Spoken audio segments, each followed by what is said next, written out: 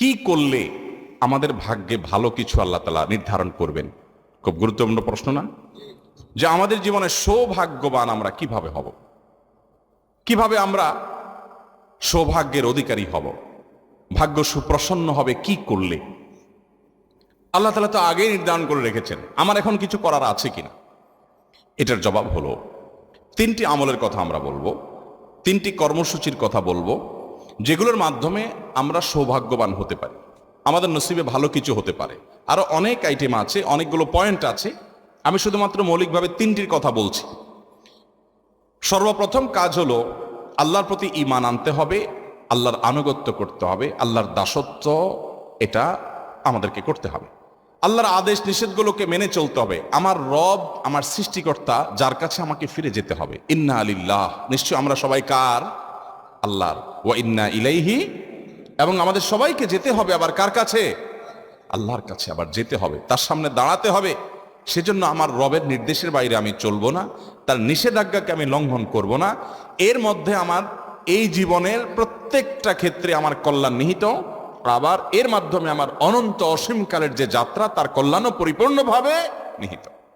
মোহতারাম হাজরিন, সেই রবের আনুগত্য, তার গোলামি, তার দাসত্ব যদি আমরা পরিপূর্ণভাবে করতে পারি, আমার নিজেকে যদি আমি সারেন্ডার করে দিতে পারি, আল্লাহর কাছে সমর্পণ করে দিতে পারি, আমি যদি প্রকৃত মুসলমান হই, নামে মুসলমান না হয়ে আমি যদি পরিপূর্ণভাবে আল্লাহর গোলামি করতে পারি, যে আল্লাহর আদেশ আছে, পৃথিবীতে আর কার আদেশ আছে বা নাই আমার দেখার দরকার নাই, কারণ আমি গোলাম আল্লাহর আর কারণ না। আমি বলেছি আশহাদু আল্লা ইলাহা ইল্লাল্লাহ, আল্লাহ ছাড়া সত্যিকারের মাবুদ আর কেউ নাই, হতে পারে না। অতএব নির্দেশ আমি যদি তার পাই, তাহলে আর কারো নির্দেশ আছে কি নাই সেটা আমার দেখার কোনো প্রয়োজন। এটাই হলো ইমানের দাবি। আল্লাহ যদি কোনো বিষয় নিষেধ করেন, তাহলে সেই নিষেধাজ্ঞা আমি লঙ্ঘন করব না। তাতে কে খুশি হবে কে না খুশি হবে, কোনটা আমার টিকবে কোনটা টিকবে না, সেটাও আমার দেখার দরকার না। এটা হলো আপনার ইমানের দাবি। আর যদি বলেন না, এক্ষেত্রে আমি কম্প্রোমাইজ করব, নানান দিক বিবেচনা করব, নানান মানুষের কথা শুনবো, নানান দিক চলে তারপর দেখে তারপর ডিসিশন নিব, তাহলে আপনি নামে মুসলমান হতে পারেন, আপনি প্রকৃত অর্থে মুসলমান হতে পারেন। মুসলমান মানেই হলো আত্মসমর্পণকারী আল্লাহ রাব্বুল আলামিনের কাছে। মোহতারাম হাজিরিন, অতএব আমাদের ভাগ্য সুপ্রসন্ন হবে, আমাদের ভাগ্যে ভালো কিছু লেখা হবে যদি আমরা আল্লাহ রাব্বুল আলামিনের আনুগত্য সঠিকভাবে যথাযথভাবে করতে পারি। যে যত বেশি করতে পারবো তার নসিব তত ভালো হবে দুনিয়াতে এবং আখিরাতে। ভাগ্যে ভালো কিছু থাকা, এটার মিনিংটা আমরা অনেকে বুঝতে ভুল করি। আমরা মনে করি অনেক টাকা পয়সার মালিক হয়ে গেলে, অনেক ব্যাংক ব্যালেন্স হয়ে গেলে, অনেক জমি জমা হয়ে গেলে আমার ভাগ্য ভালো। আর জমি জমা হয় নাই, ব্যাংক ব্যালেন্স হয় নাই, টাকা পয়সা হয় নাই, সহায় সম্পদ বেশি হয় নাই, তার মানে আমার ভাগ্য খারাপ। ভাগ্য ভালো এবং মন্দকে এইভাবে যারা সংজ্ঞায়িত করেন, তারা স্পষ্টত ভুলের মধ্যে আছেন।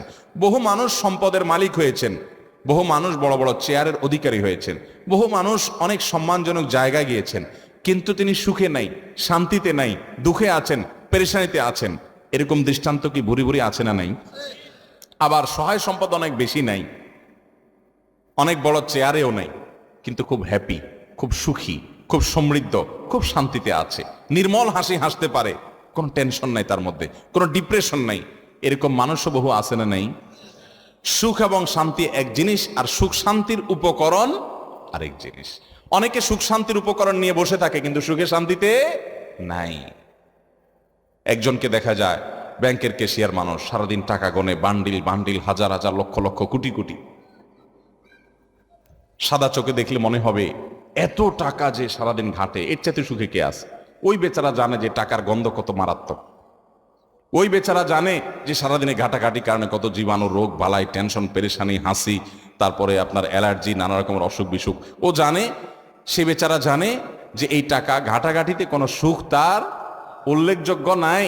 তারই আরেকজন সহকর্মী হয়তো কেশিয়ার না, টাকা হাতানোর চাকরি নেই, ওই বেচারা তার চাইতে অন্তত ভালো আছে। সেটা জানে যে টাকার গন্ধ শোকা লাগে না, অ্যালার্জি হয় না, হাসি কাশি হয় না, অন্তত তার চাইতে ভালো আছে। কিন্তু সাদা চোখে দেখলে মনে হয় আরে বাবা, এত টাকার ভিতরে আছে, এর চাইতে বেশি সুখে কি আছে? ভাইরা আমার, আল্লাহ রাব্বুল আলামিন আমাদেরকে সুখ, প্রকৃত সুখ কোন পথে সেটি বোঝার তৌফিক দান করুন। যাই হোক, তো বলছিলাম ভাগ্য সুপ্রসন্ন হওয়ার জন্য প্রথম আমল হলো আল্লাহ রাব্বুল আলামিনের দাসত্ব করা, আল্লাহর গোলামি করা। যে যতটা করবে আল্লাহ তাতে তখন সুখী করবেন। এটা আমার কথা নয়, কোরআনের ওয়াদা। আল্লাহ বলছেন ওয়ালাউ আন্না আহলাল কুরা আমানু ওয়াত্তাকাও, জনপদের লোকেরা যদি ঈমান আনে এবং তাকওয়া অবলম্বন করে। তাকওয়া কি ভাই? তাকওয়া হলো আল্লাহ যা নিষেধ করেছেন সেটা থেকে আল্লাহর ভয় বেঁচে থাকা, আল্লাহর যা আদেশ করেছেন আল্লাহর নির্দেশের প্রতি সম্মান রেখে সেটা নির্দেশটা পালন করা, আল্লাহর আদেশগুলোকে মেনে চলা, এটাই তাকওয়া। এই তাকওয়া যদি কোনো জনপদের লোকেরা অবলম্বন করে ঈমান আনার পর, আগে ঈমান থাকতে হবে, ঈমান থাকার পর যদি এই কাজটা করে, আল্লাহ বলেছেন ওয়াদা লাফাতাহনা আলাইহিম বারাকাতিম মিনাস সামাই ওয়াল আরদ, নবমণ্ডল এবং ভূমণ্ডল থেকে বরকতের সমস্ত দুয়ার আল্লাহ তাআলা বলেছেন আমি খুলে দিব। আল্লাহ তাআলা কল্যাণ দান করবেন, আল্লাহ তাআলা সুখ দিবেন, শান্তি দিবেন আল্লাহর গোলামির মধ্যে। মোহতারাম হাজরিন,